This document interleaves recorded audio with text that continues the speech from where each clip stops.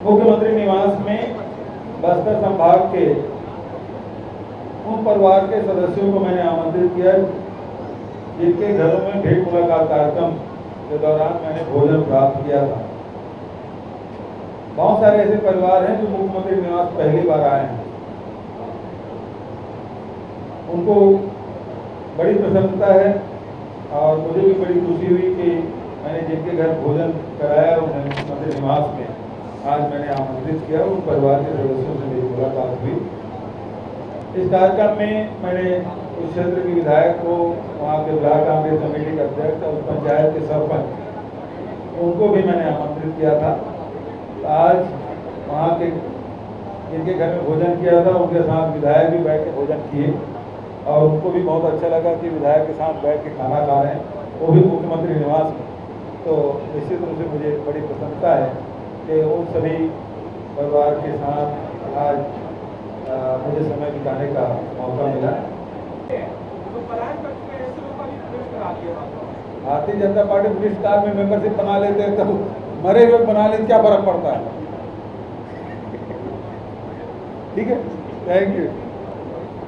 बहुत सारी आ रही है, चुनाव समय तो आते ही हैं, आएंगे चुनाव बाद से चले जाएंगे। ठीक है, 3-4 महीने आप लोग भी मनोरंजन करिए। ठीक है चुनाव भी नजदीक आ रहा है। भाई, राहुल जी बिल्कुल सत्य के रास्ते में चल रहे हैं और जो बात है विवाद करते हैं और राहुल जी हम लोग कार्यकर्ता हैं, इसलिए हमला होता है। बिल्कुल भाई, छत्तीसगढ़ तो हमेशा भ्रमण में आते रहते हैं और कार्यक्रम होते रहते हैं, तो वो तो यदि आते हैं हमको खुशी होगी। लेकिन बात यही है कि जो हिंदू राष्ट्र की बात करते हैं उसके बारे में सीधी बातें हम लोग तो संविधान के मानने वाले लोग हैं। तो और केंद्र गृह मंत्री का खुद मैंने बयान देखा है, देश है वो संविधान से चलेगा। उसके बाद तो और कोई बात रह नहीं जाता। यदि है तो फिर आगे गृह मंत्री और प्रधानमंत्री से बात करना चाहिए, इधर उधर बात करने को मतलब चाहे धरना हो चाहे डिलिस्टिंग का मामला हो, सब केंद्र से जुड़ा हो। ये सब मामले में यदि बात करना है तो केंद्र से बात करें, यहाँ बात करने से क्या लाभ? उसको वहाँ जाकर बात करना चाहिए दिल्ली में। ठीक है, जिसको भी करना है। देखिए, वो शंकराचार्य का अपना सम्मान है और यहाँ हमारे धर्मगुरु यदि कोई बात बोलते हैं तो हम लोग उसकी प्रतिक्रिया नहीं देते, उसका सम्मान करते हैं, प्रणाम करते हैं। कई बार किसी चीज़ से सहमत हो नहीं हो एक अलग बात है, लेकिन शंकराचार्य हैं उसका सम्मान करते हैं। मैं उसकी किसी बात का न प्रतिवाद करता हूँ न विरोध करता हूँ। प्रधानमंत्री पूरा देश का होता है और फिर आप बोलोगे निशिलानंद जी और मुझे खड़ा कर दोगे, तो ये पत्रकार लोग ऐसा ना करें। हमारे धर्म गुरुओं सामने मैं हमेशा प्रणाम करता हूँ, सम्मान करता हूँ, कितने मंचों में। अरे मैं आपको बोल चुका हूँ वैभव जी। देखिए, एक तरफ तो सरकार समर्थन में खरीदती नहीं और दूसरी तरफ बैन लगा रही है, तो ये तो किसानों के साथ अन्याय है, व्यापारियों के साथ अन्याय है। 15 साल सरकार से आप क्या किए? और विदेशी फंडिंग हो रहा है, भारत सरकार तो रोक लगाए बैठी, फिर कैसे आ रहा है? यदि विदेश से पैसा आ रहा है तो भारत सरकार इसके लिए जिम्मेदार है। वो खुद अपने सरकार पे सवाल उठा रहे हैं। यदि विदेशी फंडिंग हो रहा है, भारत सरकार के बिना सहमति के आ नहीं सकता यहाँ। यदि आ रहा है तो मुझे इसकी जानकारी नहीं है। RSS ने अपने केंद्र सरकार पे सवाल निशान लगाया। ठीक है, ऐतराज है, उनके कैरेक्टर पर भी ऐतराज है। जिस तरह से अलग-अलग कैरेक्टर उसमें तैयार किए गए हैं, सिर्फ संवाद पर ही ऐतराज है या अन्य चीजों पर भी आदि कुछ है? बहुत सारे लोग देख के बता रहे हैं कि पिक्चर तो बहुत। पहली बात ये है कि आज सबको कंट्रोल करने की कोशिश की जा रही है।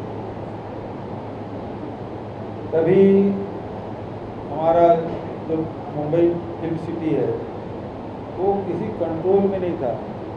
जो समाज में कभी मनोरंजन के नाम से, कभी किसी घटना विशेष पर फिल्म बन जाती थी या सामाजिक, धार्मिक, कई बार राजनीतिक फिल्में भी बनती थी। लेकिन अब ये है कि 10 ग्राम गांजा के नाम से जो फिल्म इंडस्ट्री को घेरने की जो कोशिश की, उसको दबाव में लाने की कोशिश की है, उसकी परिणति है ये। एक फिल्म डायरेक्टर या राइटर या एक्टर उस प्रकार से काम नहीं कर सकती, ये जो दिल्ली से जो इशारा होगा उस प्रकार से काम करना होगा। इसके बारे में क्यों मौन है?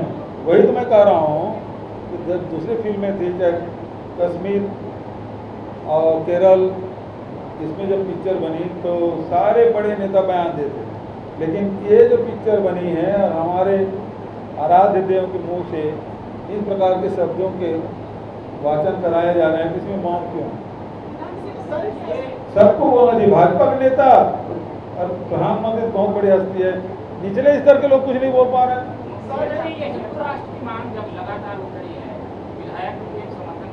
देखिए, ये चीज है कि जब अमित शाह जी मीडिया में आके सीधा बोले हैं कि देश है वो संविधान के अनुसार चलेगा, तो जो लोग मांग कर रहे हैं उनके पास जाकर बोलना चाहिए। कुल मिला के बात तो यही है कि ये लोग तो अपने उपलब्धियों पे कभी वोट मांग नहीं सकते, क्योंकि ऐसा कोई काम किए नहीं जिसके आधार पे जनता इन्हें वोट दे। तो ये तो सांप्रदायिक दूरीकरण करने की हमेशा कोशिश ये लोग लगे रहते हैं। अभी लगातार मंत्री लोग भी आ रहे हैं, इसके पहले मंत्री लोग नहीं आए। जब कोरोना हुआ तब मंत्रियों का दौरा नहीं हुआ। लोग कैसे जी रहे हैं, कैसे परिस्थितियों से जूझ रहे हैं, इस मामले में सब मौन थे। अब चुनाव आ गया है तो सारे लोग बस्तर में 4 दिन कोई रहे, कोई पूर्व 3 दिन रह रहे हैं, अभी लगातार आएंगे, कोई बेमेतरा, कोई दूर, कोई मनेंद्रगढ़ दौरा कर रहे हैं, करने दीजिए। लेकिन जब संकट में थे छत्तीसगढ़ के लोग तब उनको याद नहीं आई। जनता देख रही है, जनता का डिमांड यदि इस प्रकार से आती है तो उसमें विचार किया जाएगा। लेकिन मैं समझता हूँ कि इस प्रकार के भाषा का प्रयोग हमारे जिसमें हमें आस्था है, हमारी श्रद्धा है, उन जो मर्यादा पुरुषोत्तम राम है, हनुमान जी है, उनके मुँह से तो ये शब्द नहीं बोला जाए, उनके द्वारा नहीं बोलवाया जाना चाहिए। सीधी बात यह है कि यदि प्रेडिकेट अफेंस जिस आधार पे आप जांच कर रहे हैं वही खत्म हो गया तो बचत जांच भी वो सुन्नी ही माना जाएगा। अब भले ईडी आईटी भले कोई लड़ाई लड़ते रहे कोर्ट में, न्यायालय में, लेकिन मूल आधार तो समाप्त हो गया। अब जब मूल आधार ही समाप्त हो गया है तो आप जो भी कार्रवाई करेंगे वो उससे कोई वैधानिक स्थिति नहीं बनती। कोर्ट में उसको लेके जाएगी मामले। देखिए, ये तो अब ये है कि चालान प्रस्तुत हुआ कर्नाटक के कोर्ट में, तो अब वो चालान के आधार पर ही आगे बहस होगी और बहस के बाद हमें पूरा न्यायालय पे विश्वास है और न्यायालय जो फैसला करेगी सबको मान्य होगा। लेकिन जो बदले की भावना से कर्नाटक की पुलिस कार्रवाई कर रही थी भाजपा सरकार के दबाव में, वो निष्पक्ष जांच करने, विस्तृत जांच करने के बाद इन दोनों धाराओं को हटा दिया। दूसरा एक महत्वपूर्ण विषय है जिसमें हमारे छत्तीसगढ़ में कथित जो कोयला घोटाले की जांच की गई है, संपूर्ण कार्रवाई का आधार बेंगलोर में पुलिस द्वारा जो आईपीसी की धारा 120B और 384 के अंतर्गत दर्ज किए गए जो प्रकरण हैं और तत्कालीन भाजपा सरकार के दबाव में ये उक्त प्रकरण को दर्ज किया गया था और अवैधानिक कार्रवाई उस आधार पर करनी पड़ी थी। आज जांच उपरांत निष्पक्ष जांच हुई और विस्तृत जांच उपरांत यह पाया कि आईपीसी की धारा 120B एवं 384 दर्ज करने की बेंगलुरु पुलिस को की अधिकारिता नहीं।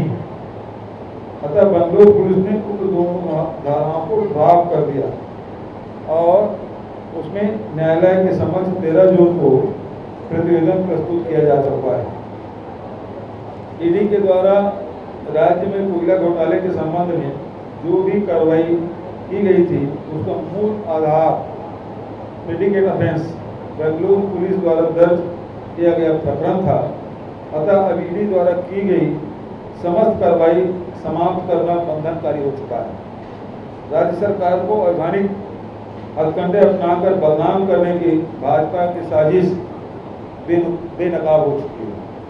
हम लोग शुरू से ही इस बात को कह रहे हैं कि भारतीय जनता पार्टी यहाँ लड़ नहीं पा रही है और इस कारण से वो ईडी का, आईटी का दुरुपयोग कर रहे हैं और राज्य सरकार को बदनाम करने की कोशिश की जा रही है। आज ये सही साबित हुआ। जो बेंगलुरु पुलिस ने, कर्नाटक पुलिस ने जो चालान प्रस्तुत किया है और उसमें पूरे जांच करने के बाद 120B और 384 को उन्होंने अवैधानिक पाया। पुलिस को इस प्रकार से कार्रवाई करने का कोई अधिकार नहीं था, लेकिन फिर भी भारतीय जनता पार्टी के दबाव में इस प्रकार से कार्रवाई की गई और आज जब चालान प्रस्तुत हो चुका है, कल के 13 जून की तारीख में प्रस्तुत हो चुका है, ऐसे में ईडी द्वारा जो किया गया कार्य है वो सारे कार्य है वो निष्फल माने जाएंगे। मैं समझता हूँ कि भारतीय जनता पार्टी का चेहरा एक बार फिर से बेनकाब हुआ है। आपको याद होगा कि राजीव जी जब प्रधानमंत्री थे तो रामानंद सागर जी से बोल के उन्होंने रामायण सीरियल बनवाया था, जो काफ़ी लोकप्रिय हुआ था। रामानंद सागर जो रामायण जो सीरियल बनाया था, उस समय तो बाजार बंद हो जाता था, गाड़ियाँ रुक जाती थी, काम धाम छोड़ के सब रामायण सीरियल के इंतजार करते थे और उनके एक एक शब्द देखिए। लेकिन अब कालीन जैसे शब्द का प्रयोग किया गया है, तो रामायण काल में कालीन तो शब्द का प्रयोग होता नहीं था। इस प्रकार से जो हमारे आदि पुरुष के बहाने पहले तो भगवान राम और हनुमान जी के तस्वीर को विकृत करने का काम किया, अब उनके द्वारा बोले गए जो शब्द है वो ऐसे उनके मुंह से शब्द बुलवाए जा रहे हैं। यदि आज की पीढ़ी उसको देखेगी तो उस पर क्या प्रभाव पड़ेगा? तो शब्दों की भी मर्यादा समाप्त हो गई। लेकिन छोटे छोटे बातों पे जो थिएटर बंद कराते थे, आग लगाते थे, आजकल वो मौन है। अब बजरंग बली के सब मुंह से वो शब्द बुलवाए जा रहे हैं जो बजरंग दल के लोग प्रयोग करते हैं। उस प्रकार के शब्द बजरंग बली के मुंह से करवा रहे हैं, हनुमान जी के मुंह से शब्द उसे निकलवा रहे हैं। ये बहुत ही आपत्तिजनक है, इसकी मैं निंदा करता हूँ। लेकिन ये भी पूछना चाहता हूँ कि ये जो तथाकथित जो हमारे राजनीतिक दल के लोग हैं, जो धर्म के ठेकेदार भी बनते हैं, वो इस मामले में मौन क्यों है? दूसरी बात यह है कि आजकल हमारे जितने भी आराध्य देव हैं उनके तस्वीर को, उसकी छवि को बिगाड़ने का काम हो रहा है। पिछले कुछ सालों से हम देख रहे हैं भगवान राम का जो सौम्य चेहरा है, हनुमान जी का सौम्य चेहरा है, भक्ति से सर्वभौम उनका चेहरा दिखाई देता है। और इस प्रकार की तस्वीर हमारे पुरखों ने बनाई थी, जो ज्ञान के, भक्ति के, शक्ति के प्रतीक के रूप में हनुमान को हम जानते हैं। बाल्यकाल से हम लोग उसी प्रकार से परिचय कराया गया था। लेकिन आज कल देख रहे हैं कि भगवान राम का हो उसे युद्धक राम के रूप में प्रदर्शित किया जा रहा है। उसी प्रकार से हनुमान जी कितना सौम्य चेहरा, और आज उसे एंग्री बर्ड के रूप में दिया जा रहा है। बहुत क्रोधित है, आंखें लाल है, बाल बिखरे हुए हैं। इस प्रकार के हनुमान की कल्पना न हमारे पूर्वजों ने की थी, न आज समाज उसको स्वीकार करता है। अभी तत्काल में एक पिक्चर आई है जिसमें आदि पुरुष, अब उसमें तो उस समय जो संवाद है, उसकी भाषा है, वो सब मर्यादित है। रामायण को हम लोग तुलसीदास से जो रामायण है उसमें भगवान राम को मर्यादा पुरुषोत्तम राम कहा गया है, और किसी के द्वारा इस प्रकार से जो उसमें शब्दों का जो चयन है वो सभी मर्यादित है। लेकिन आज जो आदि पुरुष में हनुमान जी के जो डायलॉग है, अन्य पात्रों के जो डायलॉग हैं, उनके द्वारा बोले गए शब्द हैं, वो निम्न स्तर के हैं। जली ना और जलेगी। कपड़ा तेरे बाप का,